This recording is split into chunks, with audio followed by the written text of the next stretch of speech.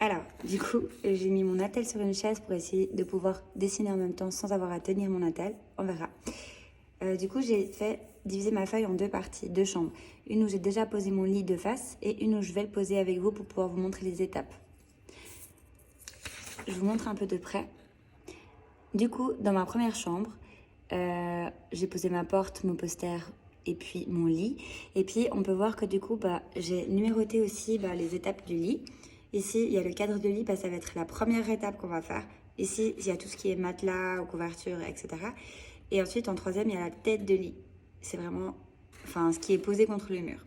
Alors, des fois, il n'y en a pas, mais en général, il y en a une. Et ensuite, j'ai mis un petit bonhomme parce que il faut vous imaginer que vous êtes le petit bonhomme et là, il est de dos, ok? C'est un petit bonhomme qui regarde le lit, puis il est face au lit. Et du coup, lui, ce qu'il voit face à lui, il voit justement très peu du matelas. Quand on est en face du lit, on voit très peu du matelas. Par contre, il voit totalement le cadre de lit en entier et la tête de lit, il la voit aussi correctement. Le matelas, il le voit moins parce que justement, c'est en profondeur. Par contre, le cadre de lit, le cadre de lit et la tête de lit, non. Je vous montre. Nous, ce qu'on va poser en premier, du coup, c'est le cadre de lit ici. Le cadre de lit, vous pouvez le faire de la taille que vous voulez. Là, moi, il est centré, mon lit, donc je vais essayer de le déplacer un peu à droite. Je vais dire que j'ai envie, évidemment, vous allez le faire à la règle, mais on pose un rectangle, du coup, de la longueur qu'on veut, dont les traits doivent toujours être parallèles au bord de la feuille, c'est-à-dire au bas, ici, c'est parallèle. Du coup, moi, j'ai posé mon cadre de lit, ok? Ensuite, c'est facile, on est à l'étape 1, j'ai posé. Après, on peut éventuellement rajouter des petits pieds, c'est pour ça que je l'ai mis en 4, mais ça c'est égal, on s'en fiche. Ensuite, pour pouvoir faire la suite du lit, on va devoir apporter la notion de profondeur. Pour ce faire, du coup, on va devoir, à partir des coins du cadre de lit, on va relier au point de fuite. Moi, mon point de fuite, il est là. Et je relie aussi l'autre. Voilà. Je prends juste une gomme. Voilà. Ensuite, comme notre lit, il ne va pas fusionner avec la paroi qui est en face de nous, on va effacer juste les traits qui sont là. On les efface. Et puis du coup, ça nous garde ça. Enfin, ça nous laisse ces deux traits-là.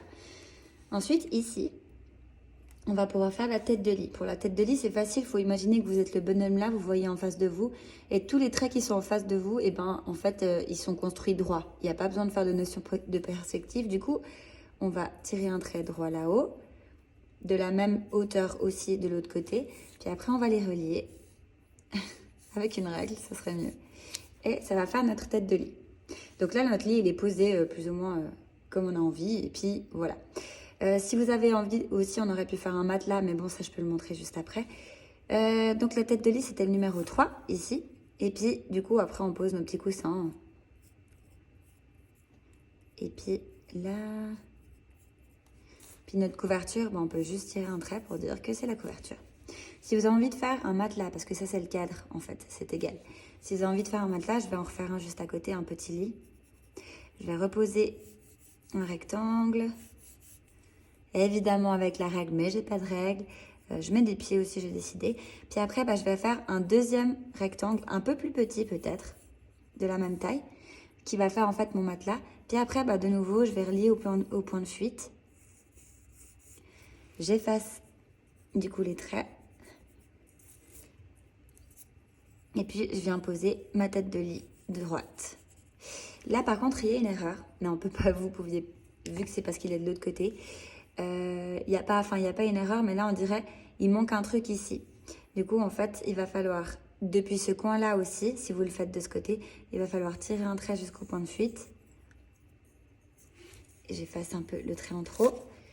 Parce qu'en fait, du coup, il faut aussi faire l'angle et le côté du lit.